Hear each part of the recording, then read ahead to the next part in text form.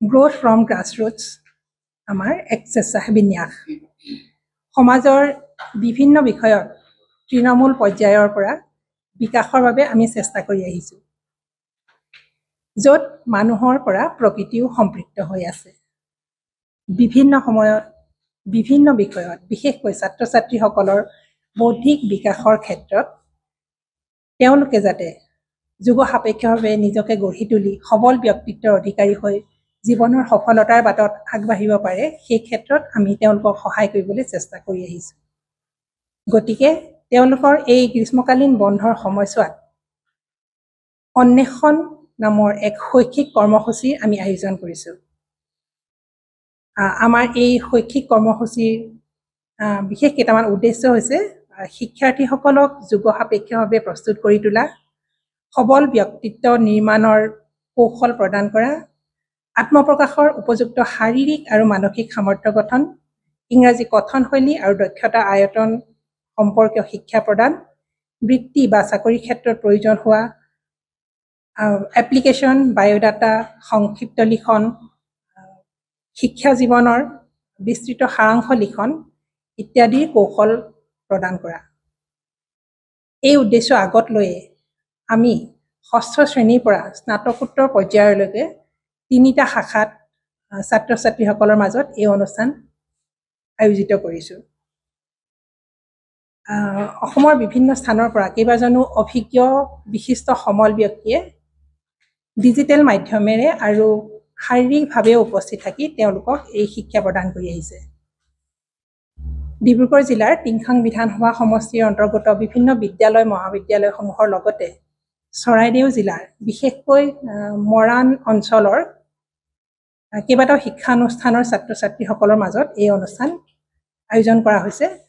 প্ৰায় 2300 ছাত্ৰ ছাত্ৰীয়ে এই অনুষ্ঠানত অংশগ্ৰহণ কৰিছে।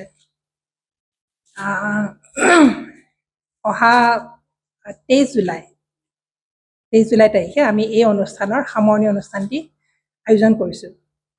আপোনালোকক জনাবলৈ পাই সুখী হৈছোঁ যে এই অনুষ্ঠানটিত আমাৰ আমন্ত্ৰণ ৰক্ষা কৰি অসমৰ মহামহিম ৰাজ্যপাল শ্ৰী গুলাব চান্দ কাটাৰিয়া দেৱে এই অনুষ্ঠানটিৰ শুভাবৰ্ধন কৰিবহি। এই অন্বেষণ অনুষ্ঠানটিত টিংখাং বিধানসভাৰ বিধায়ক অসম চৰকাৰৰ সন্মানীয় কেবিনেট মন্ত্ৰী শ্ৰী বিমল বৰাদেৱে আৰু তেখেতৰ শৈক্ষিক উপদেষ্টা পৰিষদে আমাক দিহা পৰামৰ্শ সহায় সহযোগ বিশেষভাৱে আগবঢ়াইছে। এই সামৰণি অনুষ্ঠানটিলৈ আমি ছাত্ৰ ছাত্ৰীৰ লগতে তেওঁলোকৰ অভিভাৱক অভিভাৱিকা আৰু শিক্ষক শিক্ষয়িত্ৰীসকলকো আৰু লগতে সমাজৰ বহুতো বিশিষ্ট ব্যক্তিক আমন্ত্ৰণ জনাইছোঁ। আমাৰ উদ্দেশ্য যাতে ছাত্ৰ ছাত্ৰীসকলৰ লগত শিক্ষক শিক্ষয়িত্ৰী আৰু অভিভাৱক অভিভাৱিকাসকলো একাত্মভাৱে জড়িত হৈ পৰিব পাৰে।